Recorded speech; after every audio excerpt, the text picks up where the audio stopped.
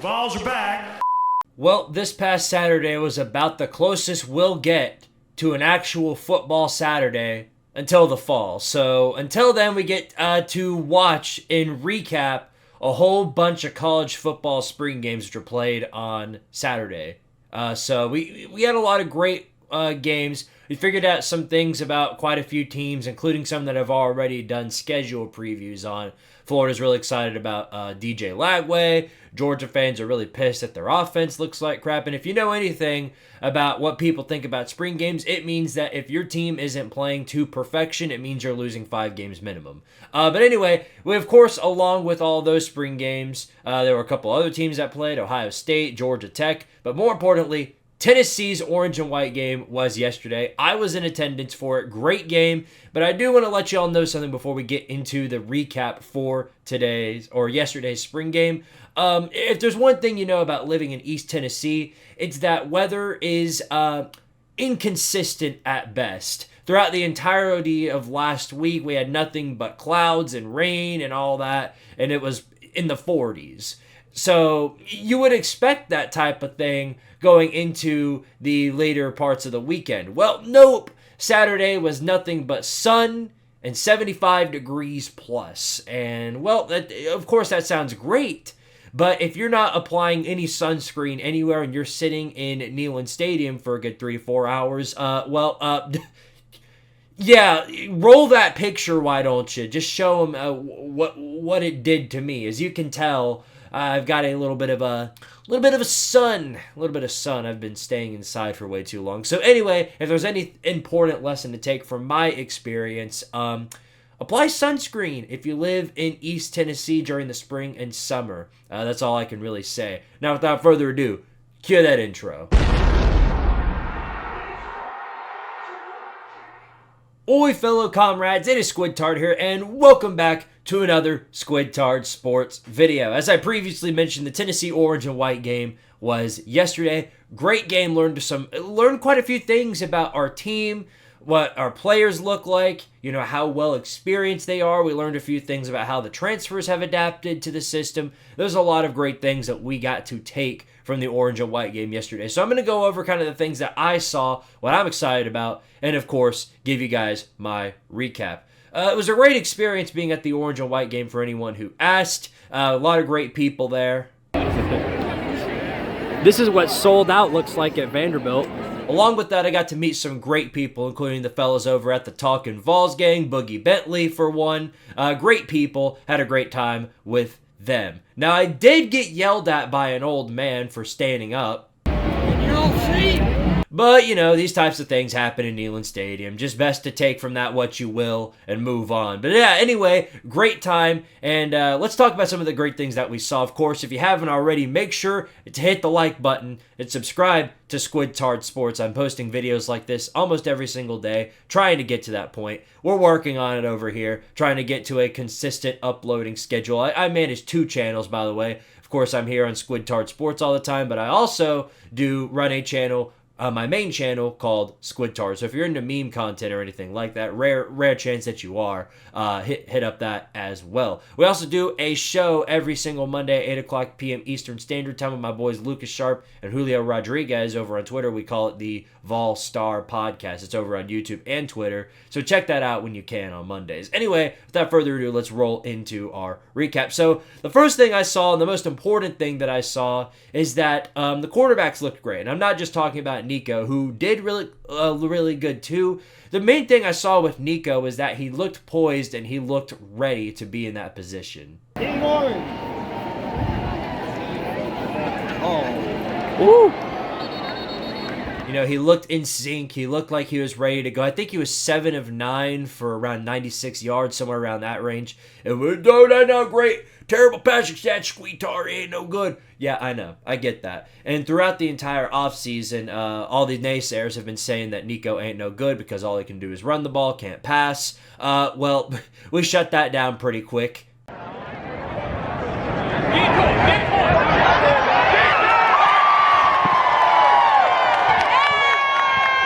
There were a lot of great moments that you could have taken from the spring game, specifically with the quarterbacks. Of course, Nico, as I previously mentioned, looked poised and ready to go, but there were also quite a few great moments from some other quarterbacks too. Jake Merklinger, for example, the 4-star, or technically 5-star, 247 every time Tennessee picks up a 5-star, they do like the good noodle from SpongeBob, take away a star. Nonetheless, though, he had a really good game, threw a passing touchdown, had a great game. And now I think there was one quarterback who threw for 2, could have been Nico, could have been Merklinger, but it also could have been the other guy. And there were, of course, I think we had 5 quarterbacks playing in the game, including Navy Schuler and then a walk-on quarterback. We had a lot of guys playing in this game, and all of them looked pretty good. Gaston Moore, for example, he had a pretty good game as well. And yes, this is a spring game, but Gaston Moore is unlike every other quarterback on the team. He's been at Tennessee for a whole lot longer. He's been in college for a whole lot longer. He knows the system. He knows what to do. He's a senior. This will likely be his last year in college. Very well will be his last year in college, probably. So, if there's ever a scenario where Nico needs to stand out for a game or two, or sit out, or whatever the scenario may be, I have a good feeling that Gaston Moore will take over that position pretty efficiently. So the quarterbacks were great. I have no concerns with the quarterbacks. Maybe a little bit of the the hesitation on some of the freshmen's parts, specifically Merklinger and Schuler. But other than that, no issues that I really saw out of the quarterbacks. The wide receiver core, I knew going into this game that it was going to be great, but it exceeded my expectations. Of course, we got some great stuff out of Chaz Nimrod. He had a passing touchdown, as I previously showed earlier. Chris Brazzell, the transfer from, I believe, from Tulane, he had a great game overall. And one thing that I really immediately noticed with Brazzell that I noticed from another specific wide receiver from a couple of years ago is that he is very, very fast. And he can run in stride. And the ironic part about that is he is number 11. Sound familiar to any Gump fans watching? Anyway, nonetheless, great game by Chris Brazzell. He looks like he's going to be one of these starting wide receivers and well deserves that position.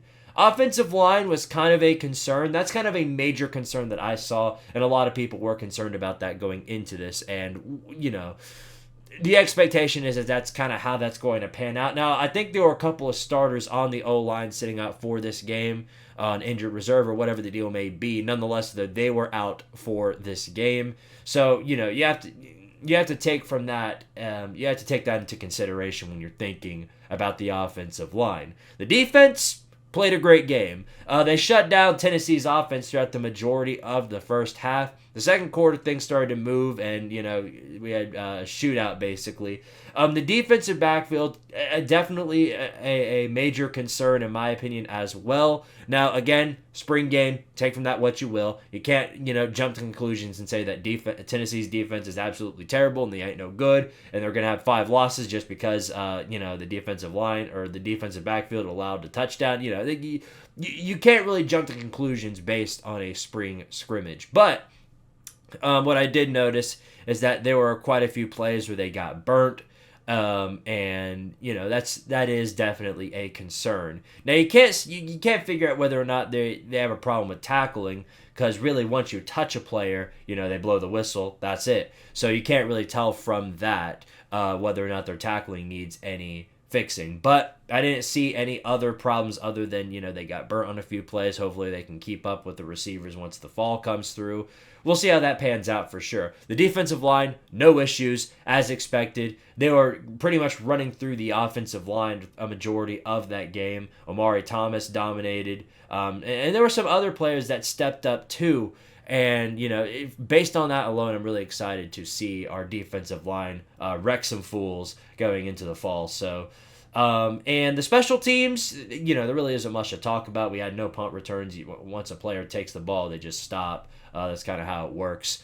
But the kicker, Josh Turbyville, kind of had a bit of an moment at the end of the game. Of course, they didn't stop the game until he kicked the game-winning field goal. Really, the score was 21-17 at the end of the game. He just wanted, they just wanted him to kick it so they make it. I forget what the yardage was on that kick, but it took him 3 tries to make it. So a little bit of a concern on that end. I'm not so sure that our field goal kicking is too strong if that's the best we can do. But again, glorified scrimmage. Take from it what you will.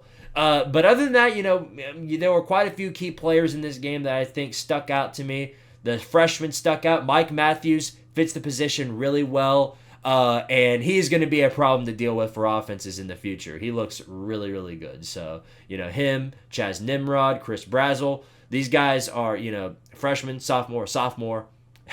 They're going to be around for a little while. So, really excited to have them. And, of course, with Brew McCoy back for another year, I'm really looking forward to seeing where this offense can go in the future. So, yeah, more or less, Tennessee, there were quite a few great things that I saw. Of course, there were a few concerns, but that's how it's been with every single spring game. So we won't really figure out much about it until we roll into the first game in the fall. And luckily, it's a tune-up game against Chattanooga, so we won't have to worry too much about that. But, of course, we're going to have to get that all fixed up before we play NC State the following week, because NC State, of course, is a top 20 team, and if we're not careful, they could give us quite a bit of trouble. But, of course, that's, prediction for the future, and we'll figure that out when we get to it. So, yeah, that's my thoughts on the spring game. Let me know what you guys thought. Did Tennessee play really good? Were they good in your guys' eyes? I really want to know. Are they terrible, or are they losing 5 games because they let up a touchdown? I don't know. You tell me down in the comments below. Of course, there are going to be naysayers, there are going to be doubters, and there are going to be people saying that the defense ain't no good and that Nico ain't no good because he can't pass the ball in the dirty dirt. And that's how it's going to be until the season actually kicks off. So, until then,